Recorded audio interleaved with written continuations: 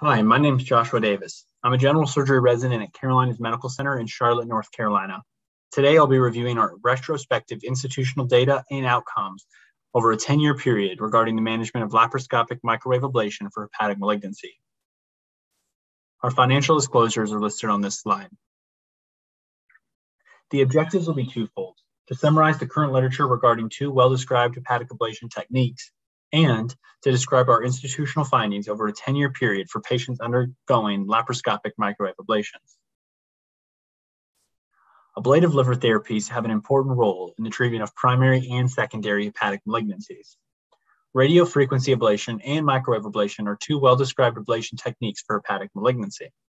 Microwave ablation offers several advantages for the ablation of hepatic lesions, including faster ablation times, the ability to ablate larger liver lesions, typically described in the literature as greater than or equal to 3 centimeters, to ablate lesions near hepatic vasculature by being more resistant to the heat sink effect that ensues, and its ability to ablate through tissue with poor conductivity, that is charred tissue. Compared to radiofrequency ablation, microwave ablation is associated with equivalent overall survival, local recurrence, complications, and mortality rates. The operative ablation of hepatic lesions can take place in a minimally invasive or open fashion. Minimally invasive laparoscopic microwave ablation has been well described, including previously by our institution, and offers several benefits over a percutaneous approach.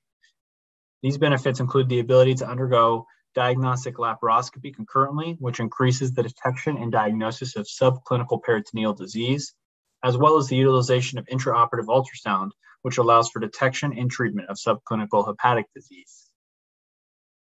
We're describing our data from Carolinas Medical Center, a high-volume HPB program, and additionally a large tertiary care referral hospital.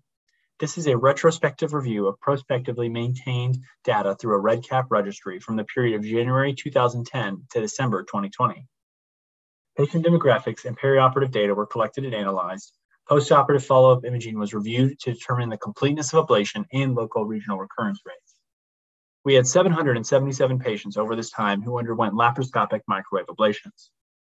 The average patient age was 61 years old. Patients were 33% female, 76% Caucasian, and 18% African American. The majority of patients had an ASA score of 3 and a BMI average of 29. The lesion etiology was most frequently hepatocellular carcinoma, followed by colorectal cancer.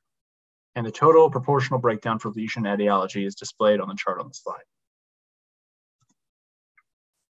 From the 777 patients, each had an average of 1.75 lesions ablated, for a total number of 1,317 ablated lesions during the observed period. Patients had a median intraoperative blood loss of 50 milliliters and a median length of stay of 1 hospital day.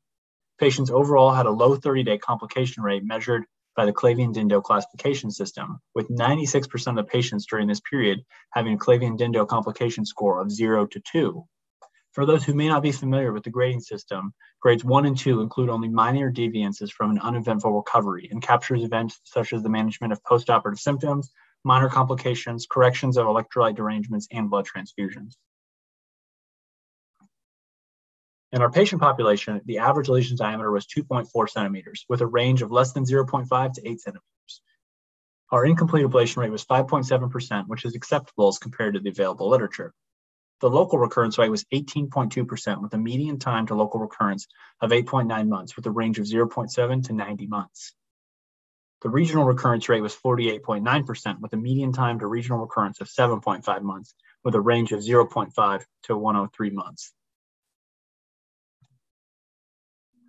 Operative microwave ablation offers several advantages to percutaneous ablative approaches, including the ability of the operating surgeon to perform intraoperative ultrasound, diagnostic laparoscopy, and potential planning for future resections. Laparoscopic microwave ablation has been utilized for many years at our high-volume HPB center with favorable results and safety profile. This is our HPB clinical team at Carolinas Medical Center, and we would like to thank you for the opportunity to present at this year's ILLS conference.